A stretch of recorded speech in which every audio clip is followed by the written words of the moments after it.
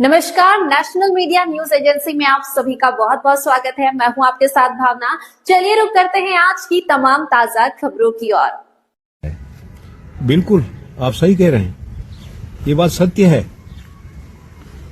जब से यहाँ पर दर्जनों क्रशर्स को परमिशन दी गई है, तब से जो है वहाँ उस खनन गतिविधियों से जो पॉल्यूशन हो रहा है, वो बर्ड्स साइबेरिया से आती है बर्ड्स। आप सोचिए उनका रूट क्या है, और उन्हें रूट पता है कि सीधा आसन बैराज आना है और इस समय आना, उसी समय आती हैं। अब यहाँ किस लिए इतना दूर से आ रही है? ना कहीं उनको एक बहुत ही सुइटेबल एटमॉस्फेयर है, तभी यहाँ आती है। अब वहां पर पूरा जो धूल धक्कड़ हो रहा है, चारों तरफ से धूल उड़ रही है, क्रशर के जो है आवाजें आ रही है। आवाज जो है बर्ड के लिए और एनिमल्स के लिए। आप देखिए पहाड़ों में इतनी सड़कें जैसे कट रही है, तो वो एनिमल जो है अंदर की ओर जा रहे हैं। तो ये बर्ड्स कहाँ जाएगी? वापस जाएगी, आएगी नहीं। यहाँ पर कम हो रही है हर साल में। मैं मानता हूँ आपकी बात को जो है। जबकि नियम बताते हैं कि 10 किलोमीटर की परिधि में खनन नहीं होगा, लेकिन इनकी परिधि के अंदर ही 14 से अधिक क्रशर प्लांट संचालित हो रहा है। देखिए एग्जैक्ट मुझे ये मैं नहीं कह सकता कि इसमें नियम क्या है, लेकिन इतना मैं जानता हूँ, परिधि कितनी है मुझे नहीं जानकारी है। मैं जानकारी करूंगा, अगली बार आपको बताऊंगा। लेकिन मैं इतना जानता हूँ कि एक निश्चित दूरी गवर्नमेंट से, एनजीटी से तय है कि जो बर्ड सेंचुरी है उसके इतनी परिधि के, इतने किलोमीटर के अंदर कोई खनन गतिविधि नहीं होगी। अगर ये हो रही होगी तो सरकार को संज्ञान लेना चाहिए और तत्काल इस परिधि इसका ध्यान में रखते हुए उस परिधि के अंदर जितने क्रशर है, खनन की कोई भी गतिविधि वो बंद करनी चाहिए। दावा किया जाता है कि मुख्यमंत्री के सख्त निर्देश दिए गए हैं, लेकिन उसके बावजूद भी धरातल पे कोई इस प्रकार के कोई आदेशों की वो नहीं मिल रही है। देखिए सीधी सी बात मैं आपसे कहूं, मुख्यमंत्री कोई मशीन तो है नहीं, या उनके यहां कोई सैटेलाइट लगा है कि कहां क्रशर हो रहा है और खुदाई कहां हो रही है, पट्टा कहां है।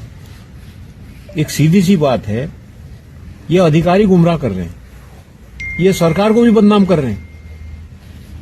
ये जो पट्टे दे रहे हैं, इनकी हकीकत आपको पता है? जो आप खेत की बात कर रहे हैं कि खेतों में पानी बह रहा है, हकीकत यह है कि जो पट्टे दिए गए हैं वहां तो खनन है ही नहीं, ना वहां हो रहा है।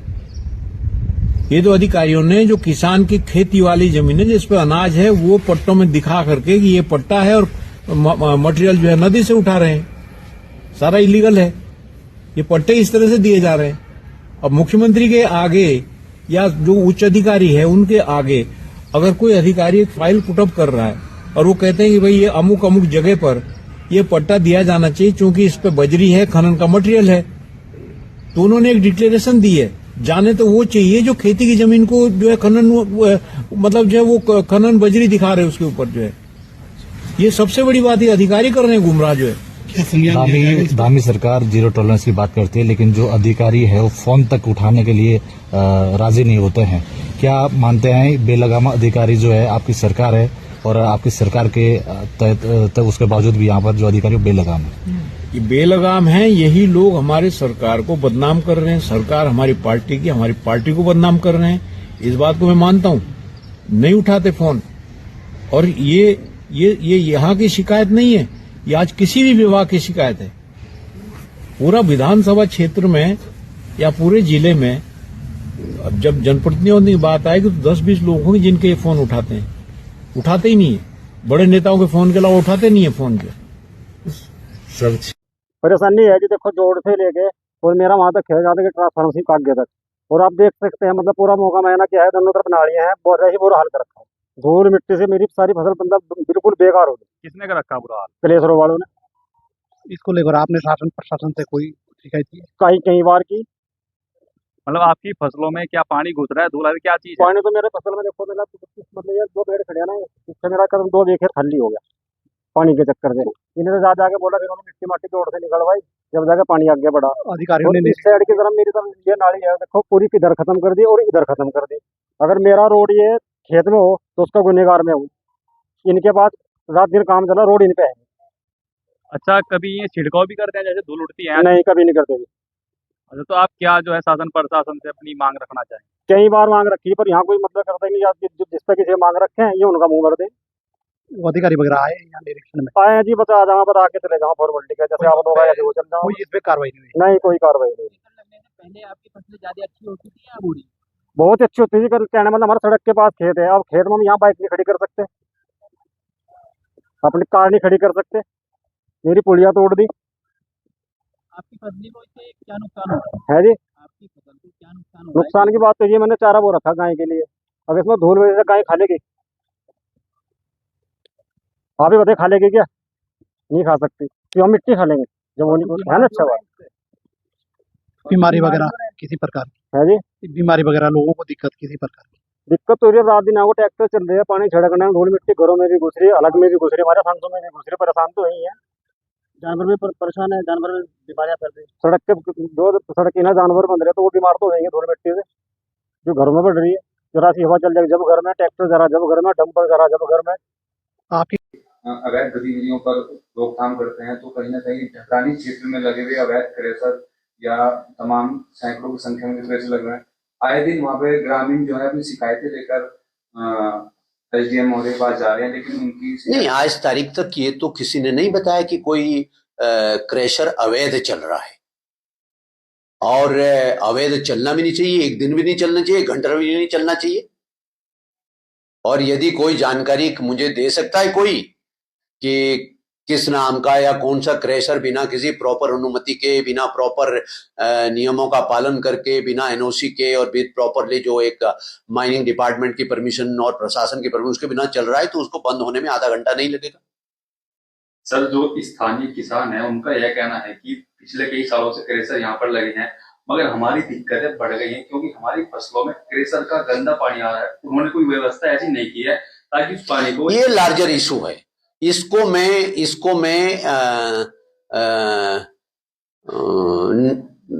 यदि गलत नहीं, सही नहीं कह सकता हूं तो मैं गलत भी नहीं कह सकता इसको, क्योंकि ऐसा संभव है कि कागजों पे बहुत सारे एनओसीज और बहुत सारे मानकों के पालन की रिपोर्ट लग जाती है, लेकिन कई बार मौके पे उस तरीके की चीजें होती नहीं है। पहले तो ये बात है कि मैंने आज तारीख तक इस क्षेत्र के किसी क्रेशर जोन में आज तारीख तक कदम नहीं रखा, इसलिए मैं फिजिकली खुद नहीं ये जानता कि किसका क्रेशर है, किसका क्या है। और इसको पूछना भी चाहें तो पूछिए, मैंने आज तारीख तक क्रेशर जोन में कदम नहीं रखा, मुझे आज तारीख तक ये नहीं पता कि फिजिकली कौन सी जगह पर है। सिवाय एक स्क्रीनिंग प्लांट जो यहाँ मॉर्चरी के बगल में है, वो क्रेशर स्क्रीनिंग प्लांट है, उसको जरूर मैंने देखा है क्योंकि उधर से बार बार आना जाना होता है, नहीं तो। लेकिन यदि कोई इस प्रकार से मानकों का उल्लंघन होकर के और स्थानीय ग्रामीणों की खेती या पर्यावरण के लिए कोई गंभीर किसी तरह का कोई खतरा है, तो निश्चित रूप से वो चीज रिपोर्ट भी होनी चाहिए और मेरी जानकारी में आएगा तो उसमें कार्रवाई भी होगी। जैसे कि कुछ कृषि, भाई जी मेरा मुकेश है। अच्छा जी, आपकी कृषि है यहाँ? हाँ जी जी। हमारी 10-11 बीघे जमीन है यहाँ पे, और उसमें गेहूँ उगा रखी है किसान, तो उसमें जैसे कि धूल धड़ापा गिरता है, उससे बहुत फर्क पड़ रहा है फसल के ऊपर। अब जैसे कि फसल पे कर्ज वर्ज ले ले तो कैसे हो पाएगा, नहीं हो पाएगा। ये जो क्षेत्र में स्टोन क्रेशर स्थापित किए गए हैं, इनकी लगातार मॉनिटरिंग खनन विभाग के द्वारा की जाती है, और अभी बीच में जिलाधिकारी का एक आदेश आया था जिसके क्रम में संयुक्त टीम के द्वारा इनका निरीक्षण किया जाना है और आगे उसकी तिथि तय होगी। सर, वहाँ पर जो फसलें हैं सर, गंदा पानी क्रेशर का लगातार निकल रहा है, फसलें भी सर कहीं ना कहीं बर्बाद हो रही है, तो सर कोई ऐसी व्यवस्था नहीं है ताकि वो गंदा पानी फसलों को बर्बाद ना करे, सर नहरों में छोड़ा जा रहा है। ये देखिए, जो क्रेशरों के द्वारा जो गंदा पानी छोड़ा जा रहा है, इसमें प्रदूषण जो विभाग है उसको इन्वॉल्व किया जाएगा, और ये संयुक्त टीम पहले से ही बनी हुई है जो खनन विभाग इसको देखता है। इसमें सभी विभागों की एनओसी होती है, उनके द्वारा समय समय पे चेक किया जाता है, जहाँ पे इस तरीके की शिकायतें आ रही है उसमें संयुक्त टीम के द्वारा उसका भी निरीक्षण किया। सर, प्रदूषण विभाग तो एक किस्म से निष्क्रिय बना बैठा है, क्योंकि सर कोई एटीपी प्लांट वगैरह वहाँ पे और धूल के लिए, डस्ट के लिए कोई नियम फॉलो नहीं की जा रहे क्रेशर प्लांट पर। ये अभी आपके द्वारा पूछा गया था, तो इसमें यही हमारा कहना है कि जो संयुक्त एक टीम का गठन होगा, जिसमें पॉल्यूशन की टीम रहेगी, खनन की टीम रहेगी, जिला प्रशासन की टीम रहेगी, जिनमें मानकों का पालन किया जा रहा है नहीं ये चेक किया जाएगा। और उसके साथ साथ जो उनके द्वारा वहाँ पे मटेरियल रखा गया है उसको की पैमाइश वगैरह की जाएगी, जिसमें अगर कहीं अनियमितता पाई जाती है तो जो सुसंगत जो नियम कानून है उसके खिलाफ उनके खिलाफ कार्रवाई की जाएगी।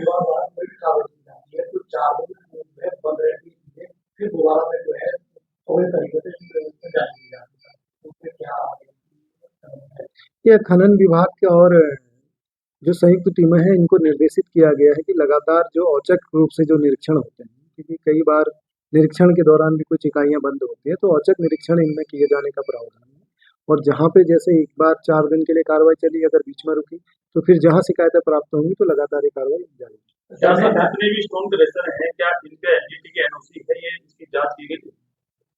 एनजीटी कोर्ट है और कोर्ट कोई निर्णय देता है तो उसका अनुपालन किया।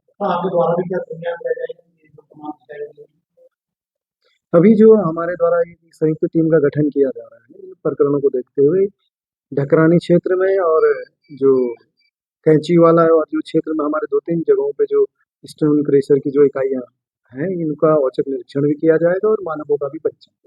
मीडिया जब भी रिजल्ट चेक करने जाती है तो लगातार फोन भी नहीं उठाती मीडिया। देखिए अब ये प्रकरण है, अभी जो जांच होगी तो उस दौरान इन चीजों का निस्तारण किया। देखिए ऐसा है, जो टीमों के द्वारा जो निरीक्षण किया जाना है उसमें कौन से मानकों का अनुपालन किया जाना है, ये सारी चीजें एनओसी लोगों के पास होती हैं और वो जो जिस विभाग का जो दायित्व है उसको वो चेक करता है। अगर कहीं पे कमी पाई जाती है तो उस पर कार्रवाई की जाती है। जब तक चेकिंग नहीं होगी तब तक ये पता नहीं चल पाएगा कि कौन आदमी गलत कर रहा है और कौन सही कर रहा है। अब आपके द्वारा सर क्या कार्रवाई की जाए? अभी ये संयुक्त टीम का गठन होना है, जो डीएम साहब के यहाँ से निर्देश मिला है, उसके बाद ये इस पे कार्रवाई आगे की जाएगी। काफी क्रेशर ऐसी भी है जिन्होंने 10 फीट गहरी खाई खोदकर उसमें मटेरियल को इकट्ठा किया और उसके बाद वहाँ पर जो अगर देखा जाए तो स्टॉक से भी अधिक वहाँ पर खनन सामग्री की बात पड़ी। देखिए ये तो निरीक्षण का विषय है, जब तक चीजें निरीक्षण में नहीं आ जाती हैं तब तक उसमें कुछ कहा नहीं जा सकता। कितना समय लग पाएगा? देखिए जो निरीक्षण होते हैं ये औचक होते हैं, इसकी कोई समावधि तय नहीं होती है और जैसे ही निरीक्षण होगा ये आपको सूचना देंगे। पहले भी सर ऐसी कई टीमें बनी हैं और टीमों के द्वारा छापेमारी भी की गई है, लेकिन सभी टीमें दिखाती कम है और वहाँ कुछ और माहौल होता है। क्या मतलब वो अपने मन की बात से बाहर जाते हैं टीम वाले। देखिए ऐसा है, हमारे कार्यकाल के दौरान कैंचीवाला और ढकरानी और तहसील के विभिन्न क्षेत्रों में जो छापेमारी की गई है उस पे जो पेनाल्टी बनती है वो पेनाल्टी भी वसूल की गई है और जो एडीएम सर के कोर्ट में केस चलते हैं उसमें केस भी चल रहे हैं, इसमें किसी तरह की कोई हिला हवाली नहीं की जाती है और जहाँ पे भी जांच होती है उसकी रिपोर्ट प्रॉपर चैनल से भेजी जाती है। सर कैंची वाले के स्टोन क्रेशर में अभी जो बात सामने आई उन्होंने सरकारी भूमि भी दबा रखी है ग्राम समाज की भूमि, लेकिन उन पर कभी कार्रवाई नहीं। ये जो आपने बताया है, अभी बताया गया है कि जो टीम चेक करेगी तो सारे विभागों की अपनी जिम्मेदारियां तय है, जो तथ्य वहाँ पे प्रकाश में आएंगे उसकी जांच कराई जाएगी और कार्रवाई। फूलों को लेकर मामला कोर्ट में चल रहा था, अभी फिलहाल उनको भारी वाहन दिया गया, लेकिन ओवरलोड वाहनों के लिए उस पर दिया गया था वहाँ पर कोई भी चेकिंग व्यवस्था नहीं। इसके संबंध में जो ओवरलोडिंग है इसके संबंध में एआरटीओ को पहले से ही निर्देशित कर दिया गया था। अभी हमारे द्वारा जो पुलिस विभाग है, खनन विभाग है और आरटीओ हैं और फॉरेस्ट 4 डिपार्टमेंट को ये निर्देशित किया गया है कि अपने अपने क्षेत्र अंतर्गत जो भी खनन की गतिविधियां चल रही हैं उन गतिविधियों पे नजर रखें और कहीं पे भी अगर कोई कमी पाई जाती है, किसी के द्वारा जानबूझ के उल्लंघन किया जाता है तो उस पर कार्रवाई अपने स्तर से करना भी सुनिश्चित करेंगे। पुल पर तैनाती की जाएगी। ये अभी एआरटीओ के द्वारा अपनी टीमों को यहाँ पे तैनात